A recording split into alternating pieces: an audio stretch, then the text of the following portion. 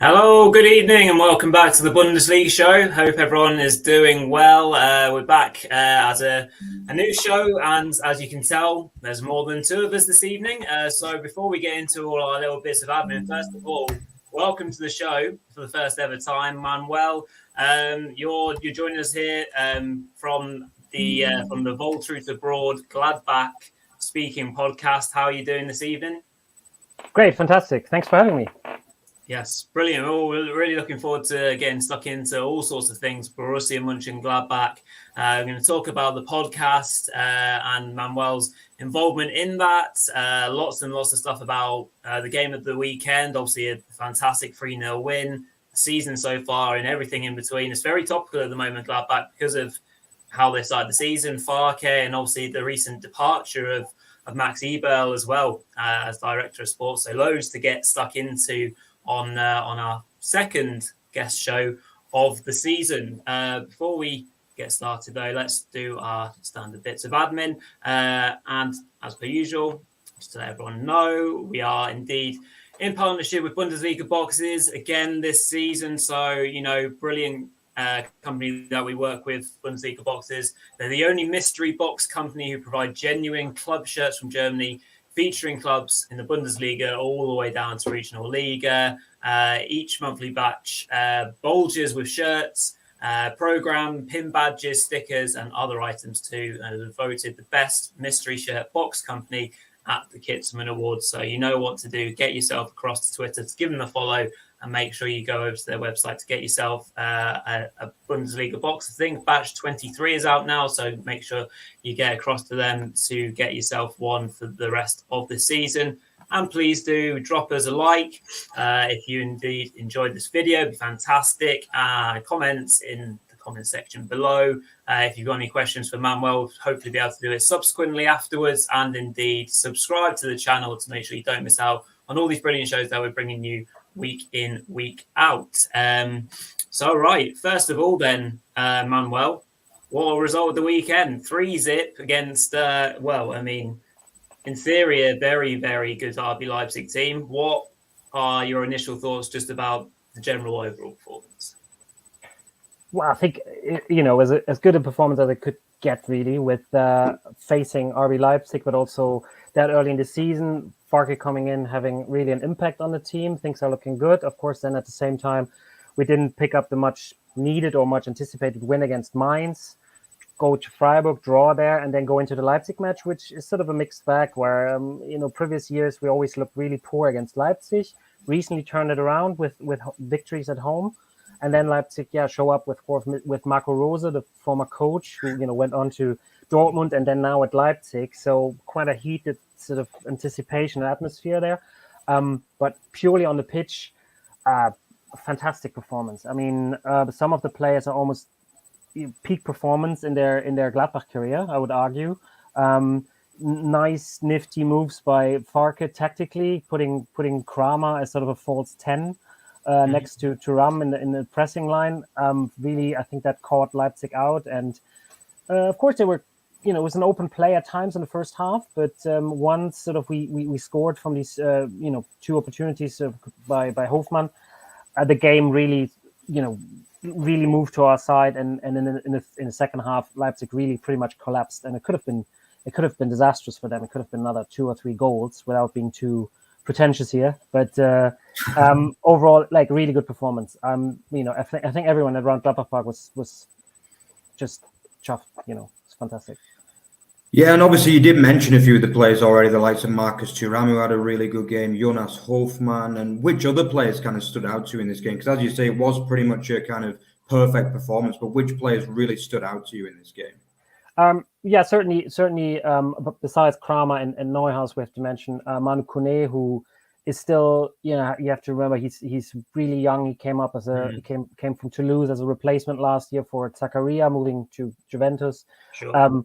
and then immediately making an impact even on Adi Hütter last year, and now, if he has the time now, put Julian Weigl next to him, was a recent signing.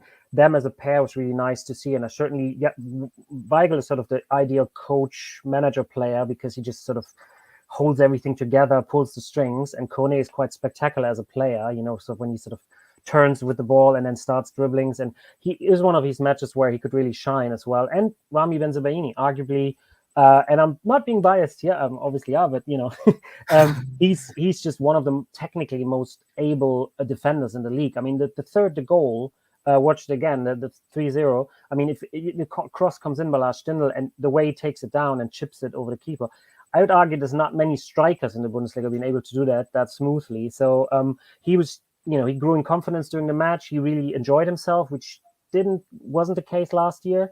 So Rami Benzebaini is my shout for another top player for the night.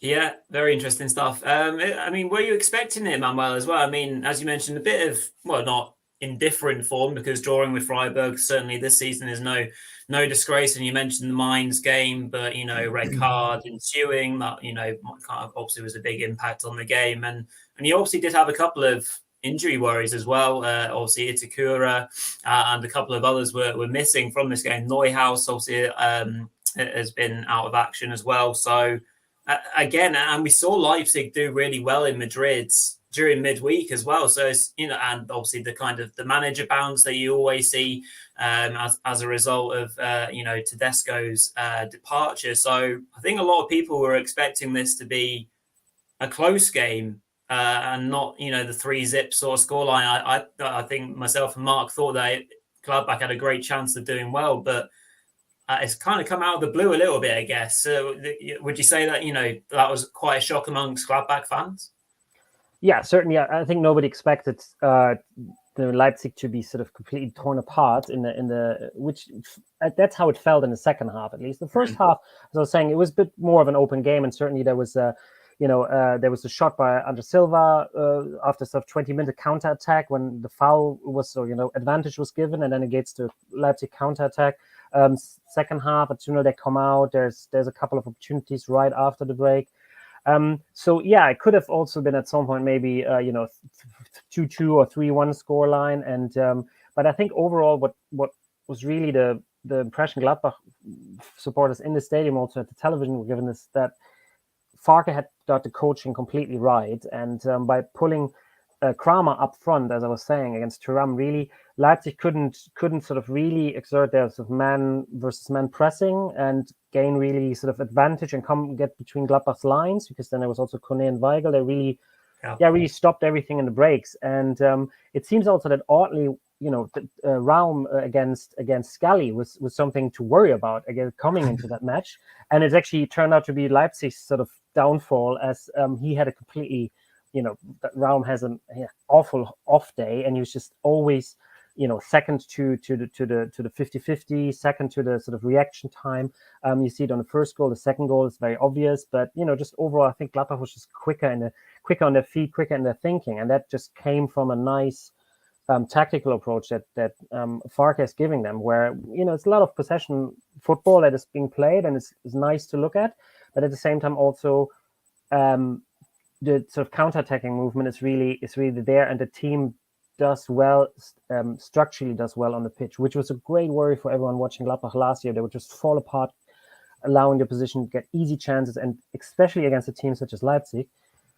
We played them away. I think the scoreline was 4-1 in the end, but it was 2-1 to Leipzig in injury time. But it fell to every Gladbach supporter last year. It should have been really a 4-1, 5-1 to Leipzig, because they were just tearing us apart. Because Gladbach structurally was not there last year, and now Farke has really put his foot down and out of this really composed defensive football, not defensive minded, but sort of structurally organized. You create chances in the end because the quality is still there. So it's really good to see that how the sort of pendulum swung for us at the end of the match, where the team was also tired, and then Gladbach just had more to give. So yeah, I can only, I'm really happy. It's really a good call to have me on the show now after that match against Leipzig. So. Yeah, I think it's interesting that you made the point, obviously, about the form against Leipzig. And one thing that's kind of hit me in the last couple of years about Gladbach, probably the last 3 years, really, is the fact they've always played well against the bigger teams. Obviously, a lot of people know about the form against Bayern Munich. Obviously, we mentioned just before we started the 5-0 last year. Obviously, they turned Bayern Munich over in the Allianz as well. Obviously, they beat Dortmund last season as well. But why do Gladbach always do so well against the bigger teams, at least in the last 2 or 3 years? Whereas against, even this season, we've seen they got turned over at home against Mainz, which was a pretty poor result, all being said and done, really, wasn't it? But you've still managed to obviously get that brilliant draw in the Allianz again this season and then turn over Leipzig 3-0. So what is it with this kind of up and down form? And most of the good results come against the better teams, from what it seems, really. Yeah, as sort of the last season was very much sort of a glass half empty season, where a lot of supporters would then argue with you saying like, well, they, a lot of players are looking to leave the club, so they only turn up for the big matches. If they have the stage to play Bayern Munich, play Dortmund. I'm not sure that's entirely true. I think there's a part of this, but also of course the way of and that's especially true I think in the Bundesliga, how the big teams, how the Champions League sides play. Leipzig, I would name Leverkusen, Dortmund, certainly Bayern Munich. Plays into Gladbach's hands, who they want to have a sort of an open game where tactically able, maybe physical teams as well, but certainly on the ball being quite elaborate, playing a nice football. Whereas the other half, without being too respectful, but the other half of the league or 2/3 of the league, there is really an approach of, okay, let's sit really tight, close the lines, and then hit teams on a counterattack, run 150 and 120 kilometers. And for rather sort of ballet inspired Gladbach side, which rather puts a foot on the ball and has a nice sort of swing to it, it sometimes doesn't help them to create chances. I think Mainz, Mainz it's a good example. That game was a bit of a freak show because I think Thuram is through on goal, then we get the red card, the free kick goes, and it's a bit of an odd result because I think arguably they played actually quite well with 10 men against 11 Mainz players, as in they circulate the ball. But in previous seasons, and especially in the last 3 seasons, we struggled against these sides who would just sort of sit deep and say like, well, okay, Gladbach, they're now conceived a bigger side in German football. Let them have the ball, let them play. And especially when we changed the gameplay to a more under Hütter and under a little bit under Hacking, but certainly under Rosa and Hütter, to more of an aggressive sort of counter-attacking stuff. These opportunities weren't there against these other sides. They were mostly there against Dortmund because Dortmund would also press us, and Leipzig would go up front and narrow down the pitch into a half. So that's just more. It's more of an even match, maybe. Yeah, I interesting to pick that up because obviously we're kind of moving into territory of the season so far for Gladbach, and you have seen obviously a more consistent beast because as you mentioned, the 1-0 defeat to Mainz, and the only out of your first 7 games this season where could have swung on a pendulum. One of the 3 draws should have in theory been a win. Obviously the last minute conceding against Schalke, so that could have been your 4th win. And kind of scrapping it out to a certain degree against Hertha to get an ugly 1-0 win is obviously what we can describe it sometimes. So I think, especially if, again, go back to the Mainz game, possibly last season when that happened and you concede the first, goals 2-3 and often forward come against the Gladbach defence, and they did concede quite a lot of goals quite frequently. So yeah, there's certainly been an improvement in that. And I mean, is it just because is it Farke's influence, Manuel, or is it the team being pushed as collective, as players individually? I guess it's always easy, of course, now to blame the manager who's left the club was invited to leave last summer. But the signs are there. If you look at especially if you follow the match in live, if you maybe just don't watch the highlights, so you can really see the body language, how the players talk to each other. Gladbach was made out to be one of the sort of quiet, silent sides during lockdown because you could tell without spectators around, you could tell how much teams were actually talking to each other. And Bayern Munich, like Thomas Müller, is just like constantly chatting up the entire team about like what to do, and so in-game coaching by the players is actually quite important. I think at least some communication. And now we see this for the first time in 2 or 3 years. We see this actually with this Gladbach side that lost opportunities, a player gets picked up, gets hugged. There's signs of like, well, rush in, that they celebrated a tackle or clearance. All that was quite, it was just very very quiet on the Gladbach front in the last 2 or 3 seasons, and that's just of course one indicator. But I think with the way Farke communicates his way of football in the press conference after the match, the way he seems to have settled the players in, just speaks to the team. And Jonas Hofmann, who was the first one who came out in preseason to say, well, actually the football we're playing now is much more the Gladbach football I want to play and the team wants to play. So that's a clear sign that they're on the same wavelengths with the coach, and be it that it was different with Adi Hütter or not, but it's clearly now a good match with how Farke plays football, and the players, they appreciate an intelligent, patient build-up. And Julian Weigl as a signing there is brilliant because he just fits well in. He provides structure now. Didn't concede against Freiburg and Leipzig, again 2 very good sides in the Bundesliga. No goal conceded, and that is that also starts with the midfielders, not only with whoever's in defense. And I was very worried about Itakura getting out until Christmas probably, because he has knee ligaments. But yeah, then you see Manuel Friedrich, who has a bumpy start this year in Gladbach, and Nico Elvedi, who also wasn't great last season, and they just bossed it. And I think that's just because the players now know what to do on the pitch. And there were reports that Hütter wasn't the kind of coaching coach, as in individually talking to the team. He was sort of above the team, and it wasn't always appreciated. And then you get the contract extensions, Hofmann, and the player, notably, a big sign to the team, like, I want to stay here. The key players, at least player for the rest of the Rückrunde last year, as a goal scorer and assist giver. So yeah, it's all these are positive signs that the team is really there at the moment. Yeah, good stuff. Sorry, Mark, are you going to ask another question? Yeah, I was just going to say, I think clearly from what you've been saying, Manuel, I think you can see that you're quite happy with Daniel Farke and what he's been doing so far at the club, and I can totally understand that. But obviously, he kind of made his name over in England, didn't he? Really, with Norwich City. Obviously, I think he kind of I think you probably agree with me, Rory, that he really kind of divided opinion really in England, didn't he? He was seen as like a god in the Championship, but in the Premier League, he was seen as like a bit out of his depth, really. But I mean, what do people think of him in Germany? I mean, I am based in Germany as well, but what's his kind of reputation over in Germany, would you say? Yeah, I think when he joined, his sort of CV was scrutinized, and of course, not many people, I would say, and argue in Germany follow the Championship in detail, and of course I think they gave him sort of a benefit of the doubt to say, well, okay, Norwich going up, it was always going to be a tough year, and you can't really blame a side that is. And Farke, actually, there's an interesting podcast in German that came out, I think, about half a year ago, where he sort of reflected upon his time in Norwich, and it was quite clear that from the owners, it was we need to save money. That was what happened throughout the entire time. So it was always like, well, develop the talent one league below, and then when you go up, let's just maximize and sell. And that's what happened. And he said very, very little material to work with, and he wasn't really exactly complaining, but he just sort of put everything in perspective. So I think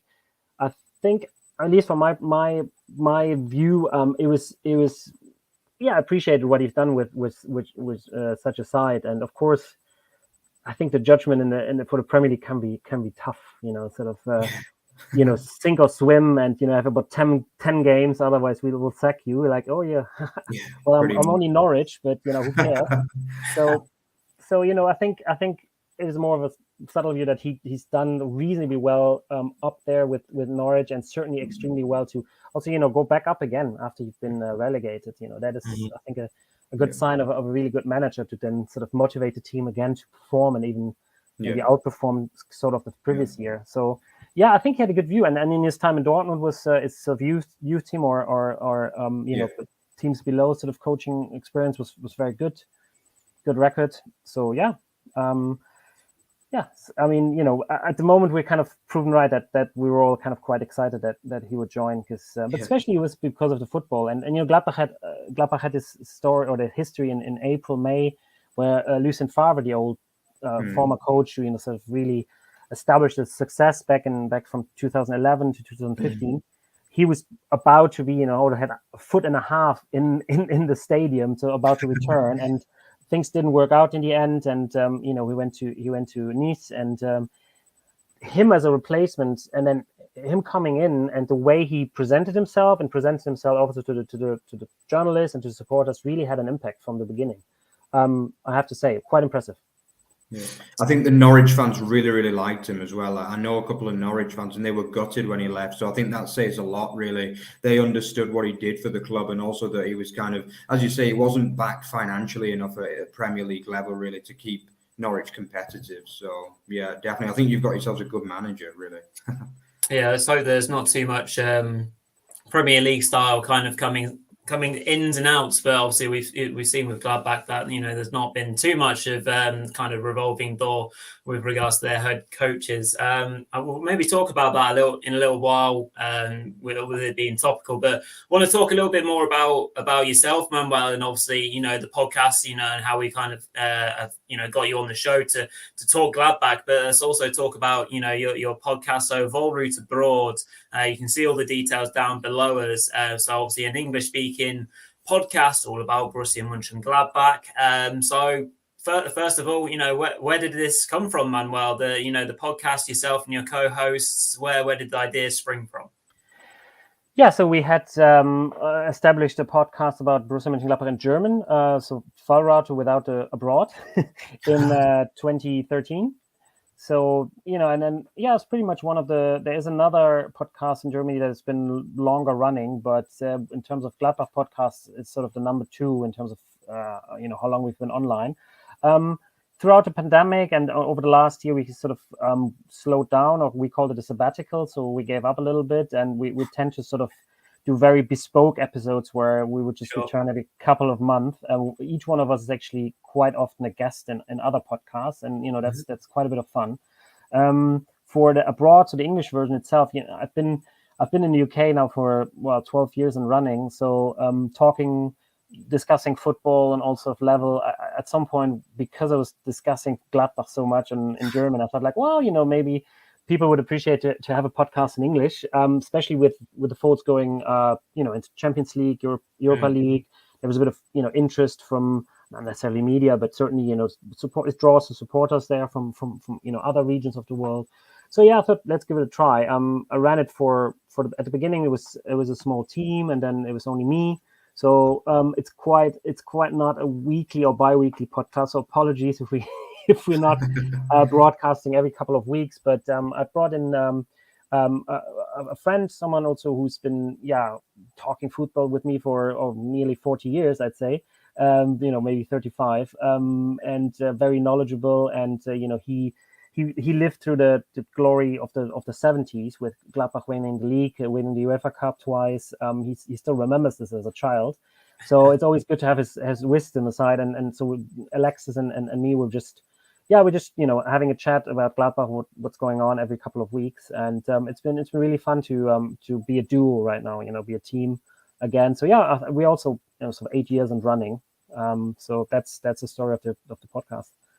Good stuff. Would you say that you've had over the seasons that you've been doing the podcast, a particular episode that you enjoyed doing the most, or maybe reacting to a certain game, or even a guest that you've had on yourself that you would say maybe as a standout over the 8 years that you've done the podcast?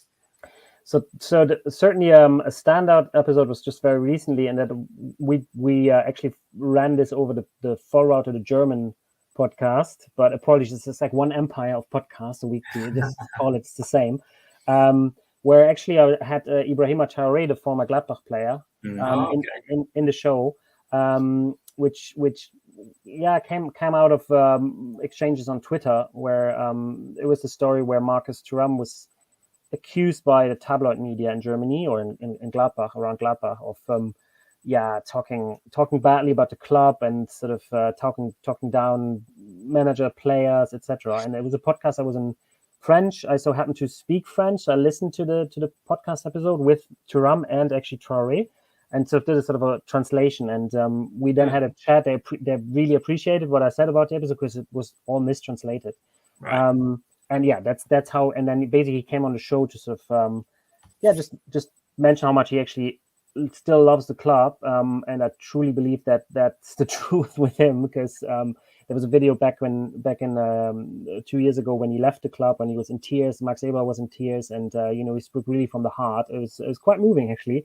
And he was just defending Thuram and the podcast. That it was just a couple of jokes, and it all is along. It's the tail end of a story where last season the French connection in Gladbach, player Thuram and Bolo, certainly from the Swiss side, speaking French, it would just sort of be quite a cliquey and sort of a separate group, and this would create some issue in the changing rooms. And I think that was sort of the story that was made up in the end there. But it was a good episode. It was nice to talk to a player on air. So yeah. Yeah, that's really cool. Any other questions yourself, Mark, around the podcast? Yeah, just like where do you hope to take it, really? So, like, obviously you said that it's not a very regular. Do you have any kind of big goals for it in the future? Maybe get a few more players on, or get a few managers on, maybe in the future. I think that's certainly a goal for Alexis and I. We talked about getting players on. That would be nice, because I think sometimes maybe there's a bit of a step back that players take when they have to speak English in a podcast. Maybe it's not so scrutinized by German media, so less vetted. So we're hoping to get also some former players on. Let's see how that develops. They're not necessarily always quite responsive if you just sort of go through official channels. Might sort of tempt your luck at a training session or something, or somewhere where you run into them. As for the podcast itself, I'm just happy to continue to provide an English language podcast. I think Gladbach in particular, praising my sort of peers here, the Gladbach podcast scene. There's about half a dozen of podcasts in German. They're absolutely excellent. You get sort of the chatty one, you get the one that is really journalism based, and you get one that is really tactical analysis based, and really get the full set of podcasts to your flavor. So I'm just happy to contribute the English version at the moment. Yeah, and I've listened to the first one of the season already myself, and the way that yourself and your co-host kind of chat together, as you mentioned with your friendship, it is very much kind of like you obviously just having the casual conversation, much like me and Mark do on the show, and it comes across really nicely, and it for me it feels like it's really easy to pick up. So for the casual fan that wants to learn a little bit more about Gladbach or indeed, just how they've been getting on so far this season or previously. So, yeah, from my point of view, it's really kind of a great way for people to be able to absorb it for an English-speaking audience. So I'm very pleased that you've done it for the English-speaking audience, because I think the more the kind of the good word that we spread of the Bundesliga, the more we'll find out about it. So that's really good. Moving on to kind of in regards to your own personal sense of supporting Die Fohlen, Manuel, where has it stemmed from there? Obviously, we've had a little conversation off air, but do you want to just let everyone else know where it all kind of breeds from? It's kind of a boring story, I guess. It's the same old. It sort of runs in the family, and also I grew up in Monchengladbach. I went to school there. I mean, technically I wasn't born there. I was nearby city, but spent the first 20 years of my life in Monchengladbach, and there it's pretty much as in you have a couple of places in England or in Scotland, and certainly also Germany, France, where there's really no alternative to if you're interested in sports and you're interested in football, you just become a Gladbach supporter, So I know a very few friends. One was maybe a Hamburg supporter, then you get the odd Bayern supporter, but then that's about it. Maybe Kaiserslautern at the time, sort of 80s, 90s. But really, that's your pick. It doesn't even reach Dortmund and the like. So it's all Gladbach. So all our friends and we're Gladbach supporters growing up, and we would have season tickets as teenagers. Travel to away games, and of course, then you start. In my case, moving out of town. Also peers leave for studies, but you still stay connected to the club as good as you can. It's just a sort of organically grown story, I guess. Yeah, and what was your best memory watching the team? Obviously in the Borussia Park. What was your favorite game that you've ever seen live? That's an interesting one. So Borussia Park, there's also of course a couple of memorable games in the Birkelberg until 2004. But if we it's probably easier if we stick to Borussia Park since 2004. I think, of course, a really memorable event was the first the first Champions League, although it was a playoff round, but the first Champions League match against Dynamo Kiev. So I was living in Scotland and flew in for the night. I had about 18-hour stay in Germany. So just crashed on a friend's couch and then flew out the next morning. We lost 3-1, went 1-0 up. So, there was a moment where, we can really make this, and then got sort of hit on a counterattack by really, clinical side at the time. But it was still an amazing feeling to just, make it to that stage, or at least the pre-stage, I guess. But, it was good. I would name, I thought about a really peculiar game that I enjoyed so much, and it embodies Gladbach quite a bit in the pre-EBAL and the pre-Europa League Champions League era. It was in 2008-9 season. The Gladbach was pretty mediocre, battling relegation, and they it was sort of a early in the season, sort of a late summer Saturday, nice weather. You'd have a beer before the game, and they were playing Werder Bremen, who at the side were one of the top sides. I mean, they finished second the year before. They were top in the European competition. They had Özil, they had Diego. I mean, two fantastic number 10 playmakers who could just, Legends.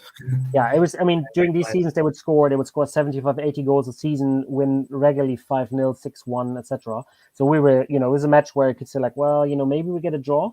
And pretty much like the Leipzig game was like really surprised. Gladbach had one of the best game, or certainly the best game of that season. And we won 3-2, going 3-0 up. And fantastic goal. There was one play, Alexander Baumjohann, who went on to play for Schalke afterwards, Bayern Munich, I think Hertha as well. And he had and you can still probably find it on YouTube, he scored the third goal in the second half with a sort of 75-yard run solo where he just runs across the whole pitch and dribbled 6 or 7 Werder players. It's just, one of these days where you're not expecting that kind of match on such a Saturday. And it was just the perfect day. And then still in Gladbach style, Werder pulls 2 back in the last 10 minutes. So actually, the last 5 minutes, it's 3-2. You're in your pants in the stands. So like they're going to screw this up, and luckily they didn't. So quite a memorable sort of you get all flavors of what it meant to be a Gladbach supporters pre Lucien Favre, I guess. Yeah, 100%. Well, you mentioned a couple of good games there. Let's talk about some players then. So could you give us a favorite former player and a favorite current player at the moment? Yeah, so I'm very sad because if I have to pick, it's so difficult, right? So I mean, for the current player, I think just for the sheer presence that he still has on the pitch, I have to pick Lars Stindl.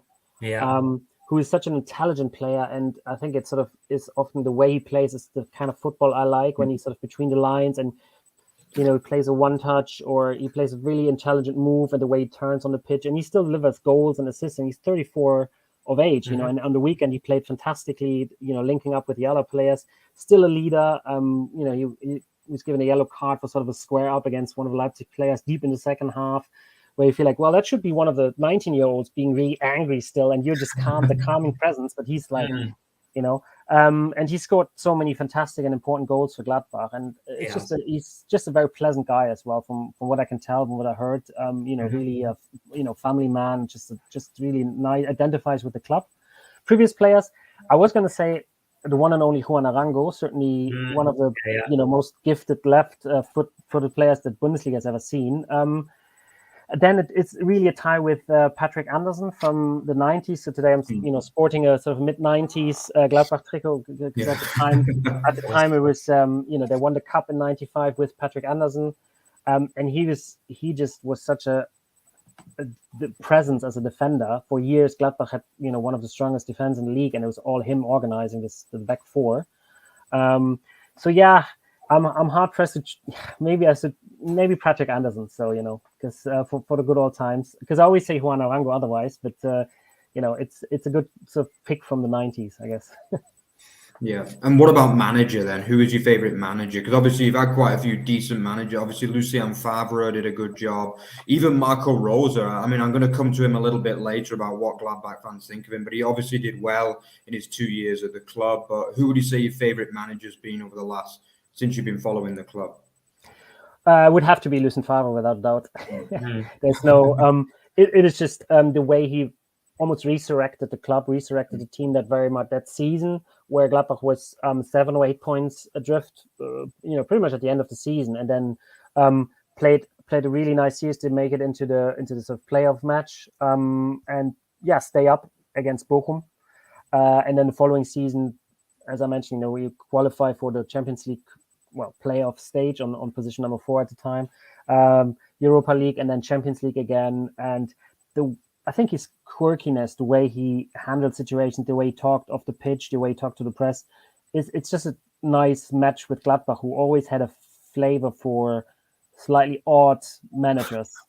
So somebody who's quite slick and maybe also does well at other clubs, doesn't necessarily do well at Gladbach. I think there has to be something about, it's a club grown out of this rivalry with Bayern Munich in the 70s, being the underdog, being the one without the money, and we could still face the big team. So, and the club has, always cultivated that image. So, as a manager, you don't get the, you don't get the big names or the Louis van Gaal of this world. So you would get somebody who's kind of a tinkerer, and somebody who's maybe also not working at other clubs where you have to speak eloquently and explain yourself every couple of minutes. But Lucien Favre was just sort of this, with his nice French accent when he was speaking German. It was just a nice match, and the football we played was at times outstanding. I mean, it was very nice counter-attacking football that developed into possession-based football, circulating the ball, and defensively we had, the strongest. I mean, I think one season we only conceded 24 goals or so. For times the best defense in Europe. Head of Barcelona, the great Barcelona of 2012 and etc. So I have to name him because he really, a Gladbach supporter being a Gladbach supporter in the 90s, apart from the cup win, and then in the noughties, it's pretty bleak years, and then all of a sudden you challenge for Europe. So that's associated with his name. So it has to be Lucien Favre. But overall, it has to be Jupp Heynckes. He's one of the all-time legends, isn't he? Jupp Heynckes. Obviously, I think he's a bit before your time, though. Yeah. Well, actually, my first season as a Gladbach supporter was the last season of Jupp Heynckes. Really? So Wow. it's an odd one. It's a tough one because I started following the results. In the 86-87 season. That's how old I am. But that was Jupp Heynckes' last season before going to Bayern Munich, and they finished that season with a 12-win run. So I think they started on position 11 in the league and then finished third, which at the time wasn't the Champions League, it was the UEFA Cup, right? But that's actually really tough if you start following a club and they just win every game, and you're like, well, that's how it is to be supporter of this side, which definitely it wasn't in the years to come. But Jupp Heynckes, of course, he's a legend, truly. But I think for the having lived through the entire era of Lucien Favre, he will still be my top pick. Yeah, moving on to the, I guess, looking ahead to the future of the club and indeed what might be to come, just immediately kind of reacting or maybe getting your initial thoughts, Manuel, to the, the Max Eberl story.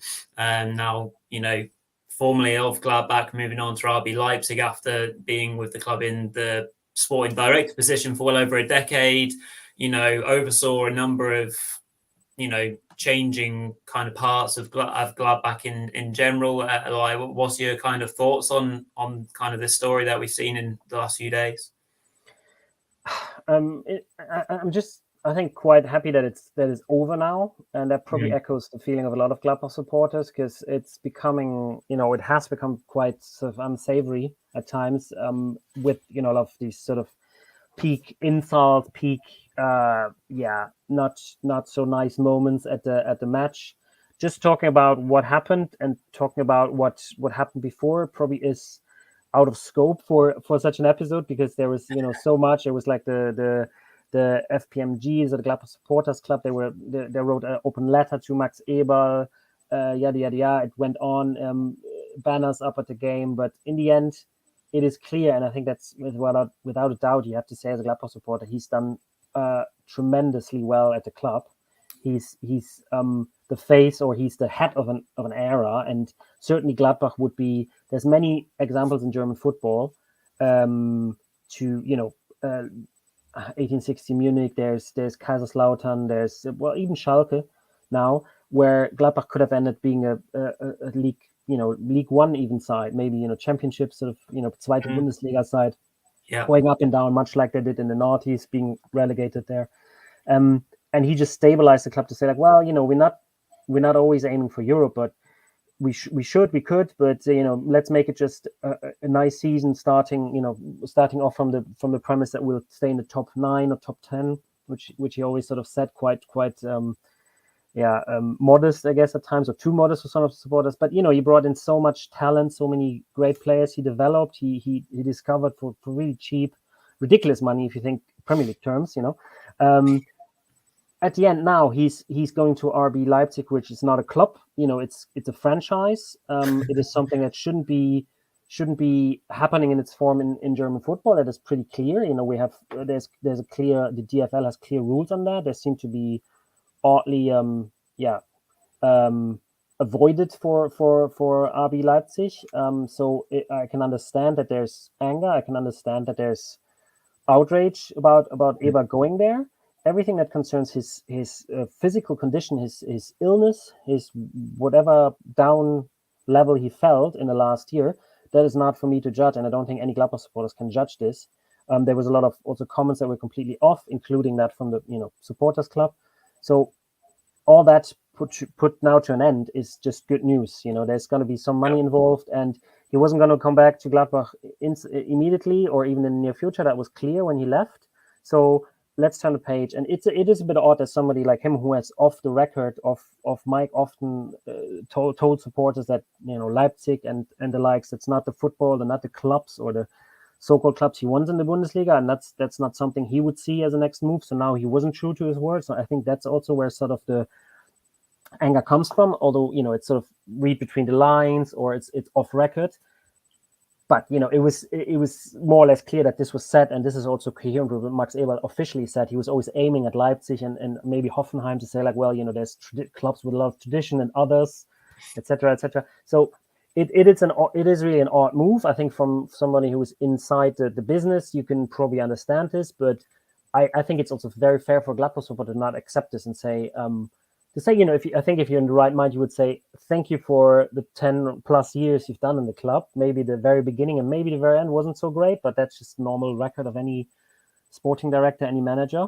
But yeah, we're not happy with where you're going, and we don't wish you all the best in the new position. And that should be it, really. Yeah. Do you think it is mostly because obviously he's going to RB Leipzig? Because I know, obviously, living in Germany myself, I know, having interacted with a lot of German football fans, I know that Leipzig is seen as like the devil, basically, in German football. Like pretty much everyone hates them here. Like they're pretty much like a meme, really, in many ways, aren't they? Like nobody likes them. But would you say it is the fact that he's going there? Like say he was going to Bayern or Dortmund, would you say that the feeling would be a little bit more amicable, or would you say it's would be the same result, really? Well, I think he would have, and Bayern was on the menu or in the sort of in the gossip, sort of mill for years, especially because before Salihamidzic was sort of established. I think of course, if you go to Bayern, there's also history. Gladbach, Lothar Matthäus back in the 80s, still being branded Judas whenever he shows up. The fans are still chanting that. It would be tough, would have been tough, but it's on a different level. I think a lot of people would have said, well, he's from there, he played for that club. It's sort of the ultimate challenge in German football. It's still a club, it's a different category, it's a different level than, as you say, RB Leipzig is just a different number in German football. Yeah, I think I personally also thought about this and said like, well, but if it's all like, oh, he should have chosen tradition. Had he gone to Cologne as an arch enemy of Gladbach, I think I would have found that more difficult personally than Leipzig, because at least you kind of sort of project the same feelings onto everyone who's there. But then Cologne is a bit of a, who's going to hurt us? Which is funny because it would have closed the circle with Gladbach. In the 60s and 70s, Hannes Weisweiler, one of the great Gladbach coaches as well, winning the titles with Cologne and then Gladbach. There's a similar. He's coached both clubs, so.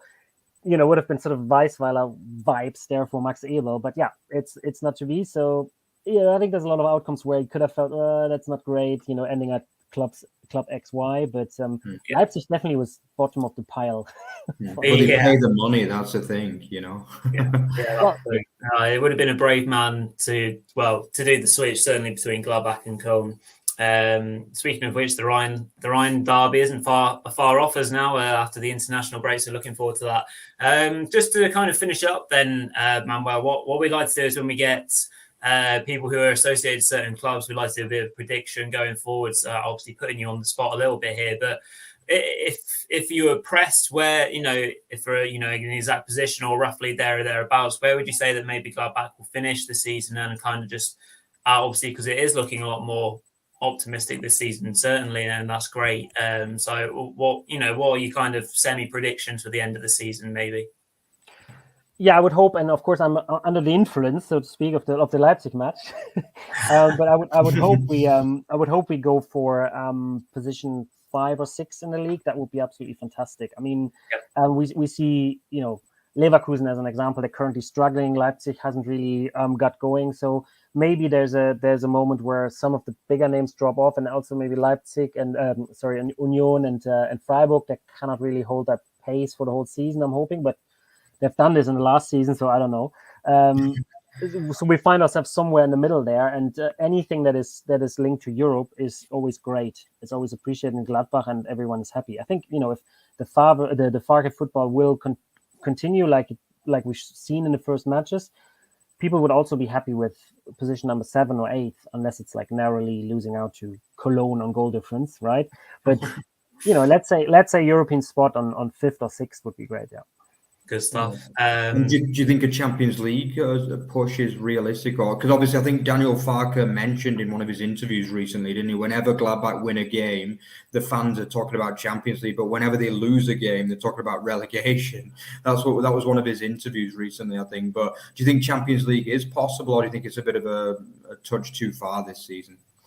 I think it is possible if we look at the other clubs not performing to their strength. If you have a season with Bayern, Dortmund, Leverkusen, and Leipzig just getting the points from the beginning, I think it's out of bounds. And then you have really strong sides at the moment, like Union, Freiburg, Hoffenheim, certainly Cologne. Then it's already really tough to push for that 5th or 6th spot. So if everything comes together, and that's what Eber said before, really, if it's a perfect season, you might end up on that 4th spot or even the 3rd spot, but a lot of things have to come together. Yeah, good stuff. So I think that pretty much rounds us up for the show this evening. So first and foremost, thank you so much, Manuel, for your time. Been an absolute blast talking about Gladbach and all things Vollraute and Vollraute abroad. Obviously, you can see all the information on the banner that's been going below during the show. To make sure that you go over to Twitter to give them a follow, and indeed head over to the website, the WordPress site, where all the podcasts are being released, and you can catch up with everything that's been going on and make sure that you keep up to date with all your Gladbach information with Manuel and co. So over to you, Mark, to close up tonight's show. Yeah, definitely. So if you enjoyed what you saw today on the show, then remember our Twitter feed, which is @OverTheBarFB and @OverTheBarExtra. Remember also our main centerpiece website as well, which is otbfootball.net. You can see just about everything football related on there. We are basically an all football site. We cover everything from like League One, League Two, and Championship, which obviously we have another YouTube program as well, which comes out every Thursday or Friday at the moment. So if you're a lower league English football fan as well, remember to check that out. And don't forget to like, comment, and subscribe as well. Obviously, we like the comments too, because it kind of gives us the opportunity to interact more and more with our fans. So thanks a lot again to Manuel, and we will see you again on Thursday for our fantasy football show. So auf Wiedersehen. Ciao. Bye bye.